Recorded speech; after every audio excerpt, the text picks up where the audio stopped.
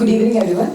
Welcome to today's pre-doctoral research engagement talk series hosted by the Department of Electrical Systems Engineering and Indian Institute of Science, Bangalore, in collaboration with the IEEE Bangalore section. Today we feature two compelling presentations from our PhD scholars. Their work spans highly advanced fields from stochastic decision control and processes, neural implants and brain stimulation systems. This session offers a platform to discover current research at IIC, exchange insights, and connect with scientists pioneering tomorrow's technologies. We are thrilled to host our diverse audience of faculty, researchers, students, and guests. A very warm welcome to you all. Our first speaker is Mr. Aniket Mukherjee. Aniket works in stochastic control, communication networks, and decision making under uncertainty. His research focuses on scheduling and resource allocation problems in network systems, including age of information and stochastic decision processes. The title of his talk today is Convexity and Optimization in Deficit Round-Robin Scheduling for Relay Constraint Systems. Deficit round-robin or DRR scheduling, while used for fair and efficient network resource allocation, faces the significant challenge of configuring its integer value parameters known as quanta. This talk explores how DRR parameters can be optimized to satisfy strict delay constraints. It establishes the convexity of the feasible parameter space and extends the analysis to multiple systems. An optimization framework is proposed to maximize packet throughput while maintaining QoS. The results of this work provide practical guidelines for efficient resource allocation in next-generation network slicing environments. I welcome Aniket to the podium.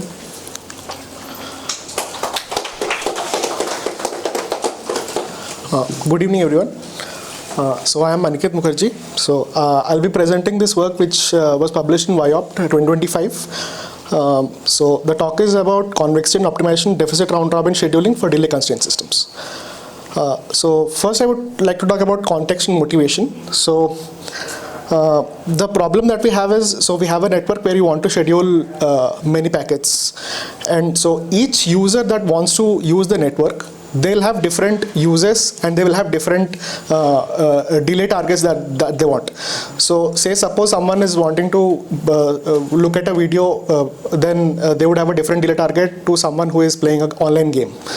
So the question is, how do you schedule different users in a network so that you meet each of their delay constraints? So in here what we do is we use a very popular scheduling method known as DRR, deficit round robin, which I'll talk about it later. But what it basically does is it serves packets in rounds, and in each round the user gets some amount of time which is defined by some variable. We'll try to find out what variable you need to put for the DRR so that the user's delay are met. So the goal that we have is we want to maximize the number of packets served in each round while meeting the delay targets. So basically what you have is you have a delay round robin scheduler. You have multiple users with different packet lengths and different user requirements. You have only one output channel and you want to serve all of those while meeting the delay constraints. So this is the context and motivation. I hope the context and motivation is clear. Okay. So I'll just go through again the same thing but with a bit more rigor. So now say you have a router which has n input queues. So each source is connected to an input queue and you have a single output link. The router now needs to choose which queue I need to serve at what time. Each source that comes into the router or into the network, the delay target has been already predetermined by each source. The router is a constant server, so it continuously sends packets at a rate server C, which is already known for us. The scheduler the router follows is a deficit round robin scheduler. So before going into saying that okay, how to meet the delay, we need some service level agreements from the sources. The sources just can't keep on dumping packets on you and you say that okay, now meet my requirement. So what we'll assume here is a constant rate server. We'll have rates for each of the sources, but we'll also have this buffer BI. So each source can dump a huge amount of packets BI at a single time, but then as it goes on, it can only serve at a rate Ri. So for each source you have different arrival rates with some bursty traffic allowed with a constant rate server. And the maximum packet lengths that each flow has, they have different packet lengths in each of them. Okay, so now I'll go into scheduler characteristics. So DRR is a very simple and widely used scheduler. So what DRR does is basically, it has something known as a quantum. So that quantum is a time varying, using that quantum you define something known as a time varying deficit. Now each queue will have some deficit based on how many packets you have served in the previous round. And whenever you come to serve that queue, you always increase that queue with QI, and then you serve. So the number of packets you serve, you subtract it, and as you keep on doing this, you get deficits and quanta. So quanta are the scheduling parameters that we want to choose so that the delay constraints are met. Okay, yeah, so again going to the same things. Okay, yeah, so you have DRR, multiple flows. Each flow has rates, each flow has bursty packets. DRR is a constant rate server. The delay target for each flow is DI. So this is a famous paper from. So this is a method by which you calculate, given all these characteristics, what is the delay bound that each flow sees. So what this says is that no flow would see a delay bound more than capital DI. But as it is a bit difficult to work with because of all the not nonlinearities, but modulus and floor functions. So in this paper, what we decided was we'll try to modify the delay bound a little bit so that it's more easier to work with. So this is the modified delay bound. The modified delay bound is an upper bound on the delay bound that they have suggested. Okay, so now here the thing that I want to concentrate is the QIs that are in the expression. So if you increase the QI for a flow which is not the ith flow, then the delay bound for the ith flow would increase because you are serving some other flow for a more amount of time. So the delay for the ith flow would increase. But if you increase QI for the ith flow, the delay bound would decrease. So this is a intuitive relationship that we get from the modified delay bound. Okay, so what we want to do is we want to maximize the summation quanta. That quanta is the number of packets that you can serve in each round, subject to the delay constraints. Now the delay constraints are each ith flow will get a deadline target DI. The delay bound that we have suggested, it should be less than the deadline target. If the delay bound is less than that, then for all packets you are meeting the deadline essentially. So yeah. Minimum bandwidth. Now we know that what the bandwidth is for the router. Now we need some conditions on saying that there exists the quantas such that the delays are met. I mean, you could give huge, very low delays such that there does not exist any quanta for which you can serve the packets. So you need some condition. The condition that we found is that for the constraint set, for that to exist QIs, the bandwidth should be greater than the sum of all the burst divided by the deadline target. So you should be able to at least serve the bursty dump packet of each of them for their deadline. So the bandwidth should be greater than that. So this was the minimum bandwidth condition that we found. So now, yeah, we want to solve this optimization problem. So before solving this optimization problem, I'll just go through some small things, which is convex sets. So you have a set where if you take any 2 points and draw a line between them, if all the points lie in the set, it's a convex set. Non-convex set, if some points lie outside the line, they're non-convex set. Convex functions, if you take a function and draw a line between those two, if all the points in the line are greater than the function value, then it's a convex function. If it is not, then it's a non-convex function. So now what we see here is in our optimization problem, this is a convex function. So that's a linear function in QIs, so that's a convex function. We don't know whether the constraint set is a convex set or not. Now, when you have a maximization over a convex function and also subject to some convex set, then this whole thing is a convex optimization problem.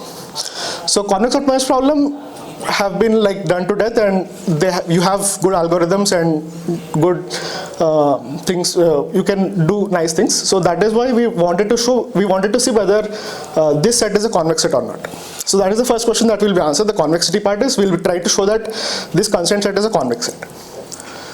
So first we'll do it for a 2-flow case, and then we'll do it for the n-flow case. The n-flow case follows from the 2-flow problem. And then once we show that it is a convex optimization problem, we'll give some solutions to find those Q1, Q2, Q3s. For the two-flow problem, using a fixed point operator, I'll come back to what a fixed point operator is, show existence and uniqueness, and show that the optimal solution is the fixed point operator. Similarly, we'll do it for the n-flow. So the two things in red here basically are the important parts. So convexity of the two-flow problem, if you follow that, then the n-flow problem is just follows from that. And the optimal solution to solve n-flow problem, the fixed point operator of the n-flow problem. That is what you need to concentrate on. Okay, so for the two-flow case, so n equal to 2. Now this constraint set, this D1, 2 is basically the set of quantas for which the flow 1's constraint delay is met. D2 is flow 2's delay is met. So D1, 2 is basically upper bound of D1 minus D1, so that delay constraint is met. Yeah, okay, so I'm just rewriting those, and here in the red part of the equation you see that is a max term, so you get two cases from it. If it is a positive term, you get the same term. If it is not negative term, then you get 0. So you can have two cases. So case 1 is this, case 2 is this. In both the cases, what we say is you can rewrite this algebraic expression as q2 less than some function of q1. This is a convex function, concave function, that is also a concave function, and you can put them together and you can find a h1,2q, which is a concave function. Now why a concave function? Is because now you can rewrite the set as q2 less than or equal to h12. So now if you have a concave function, and there are some other properties which I have ignored here, but this falls out that the set q2 less than h12 q1, that whole set is a convex set. So for two flows it is easy to see geometrically, but as you go for n flows it's not that easy to see. But the same thing will be done in the n-flow case. So in the n-flow case, we'll just do a affine transformation to get to a two-flow case, and then do the same thing, and then say that now you have those n concave functions, and the intersection of those n concave functions you get you get n convex sets, and those each of them are a convex set. So now I'll just note down some properties of that h1n. So that it will be useful in the coming up slides. So this function h1nqi, it basically looks something like this. So it's a concave cyclic increasing continuous function with the derivative at 0 being greater than 1. And the derivative at infinity being 0. So you can see that at 0 it keeps on increasing more than 1, and as it goes to infinity, the slope tapers to 0. Okay, so now we'll solve the two-flow. So we have shown that we have a convex optimization problem because the optimization for cost is convex and the constraint set is also convex set. So now we'll go to solving this problem. So we'll define something known as a fixed point operator here using the h1s and h2s we have defined earlier.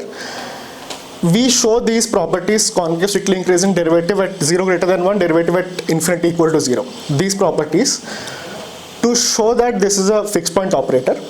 So I'll just get back to you how the fixed point operator works, but what we show is this Tx fixed point operator has a unique solution where Tq1 star equal to Q1 star, Tx equal to x, that is known as fixed point operator.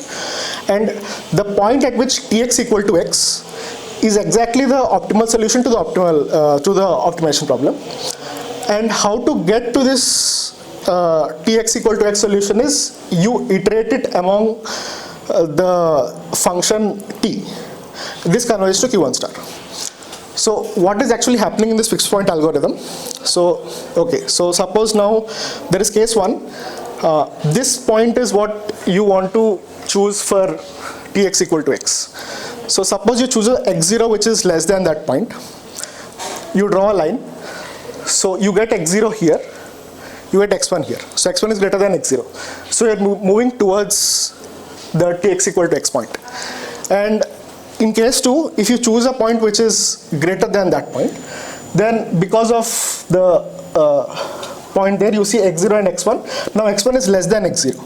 So you're coming closer to the x1 point. So this is your fixed point algorithm I mean, in two-dimensional, this is how it works, but it works for n-dimensional also. This is just for an illustration case. And this is how we show convergence to the optimal solution. And yeah.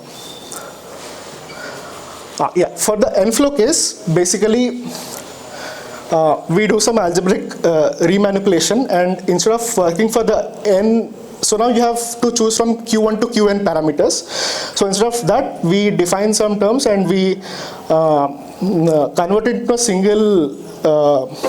single scalar regime. And here we find that it's all the opposite of what was in the before. So what we do is we define the fixed point as the inverse of the function that we just found right now. These get the same properties that we showed before, and we get a similar thing where you can again show the same things of existence and uniqueness, optimal solutions, fixed point algorithm, and convergence. Okay, so results. So for two-point fixed point algorithm and for the fixed point iteration, you can see that in very less number of steps it converges, both the iterations. So the simulation part. So we have taken, multiple number of flows with different burst criteria, packet lengths, rates, delay targets, capacity, and we have found the Q1, Q2s for all of them using the algorithms that we have. So we have for 2 case and for n greater than 2 case. So what we see is the simulated delay, you are meeting the delay target, but it's not a tight meet, because I have loosed the bounds and I'm looking at a worst case scenario. You'll always meet the delay target, but it is not a tight, you can improve the delay. So in conclusion, what we have done is, so we have formulated a convex optimization problem to maximize the number of packets served in a round in DRR schedule and meet the delays. We have proposed algorithms for the 2-flow case and n-flow case to find the optimal solution. In the simulation, we have demonstrated that the delay requirements are met. So future works are, right now we have this quanta in integer setting, but in practice what happens is you get it's a real number, but in practice you use integer quantas.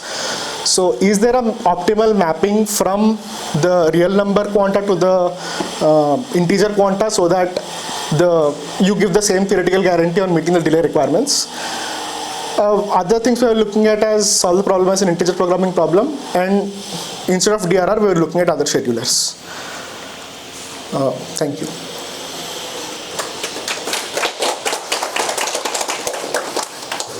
Question. So is there any baseline solutions you have around this equation which you can actually compare against?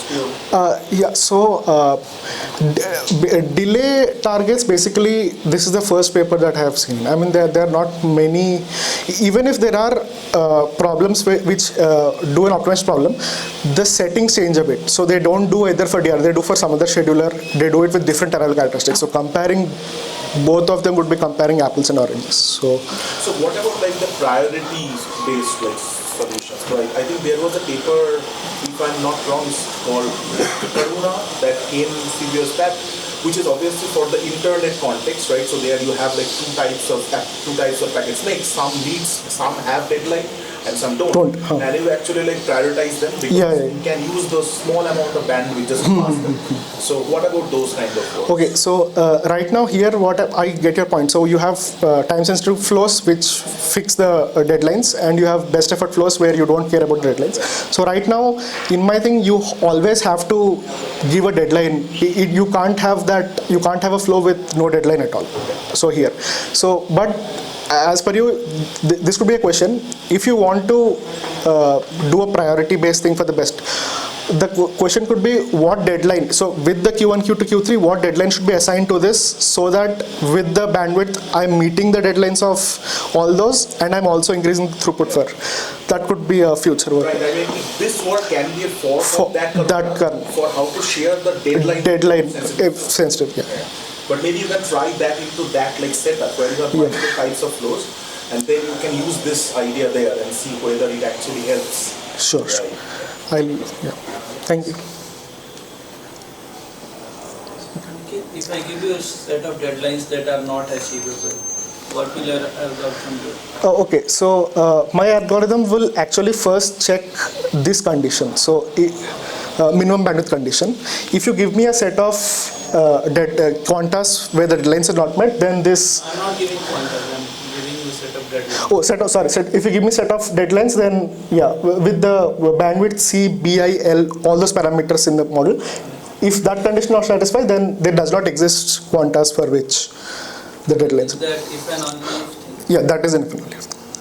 So is there any region, deadline region, like we have capacity region, right? A set of Yeah, regions yeah, that are supportable. Is there any region like these are the set of deadlines that are supportable by any algorithm in the world that knows past, present, future, everything? Okay, that I would get back to. I don't remember it on the top of my head, but I understand the question. So you in respect to what the scheduler is there a deadline region? Say that if I give you this set of deadlines, there exists at least one scheduler which will meet the deadlines.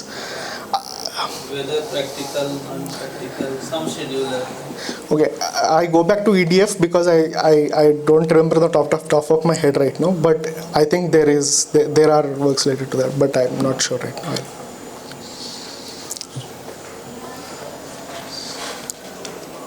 Thank you.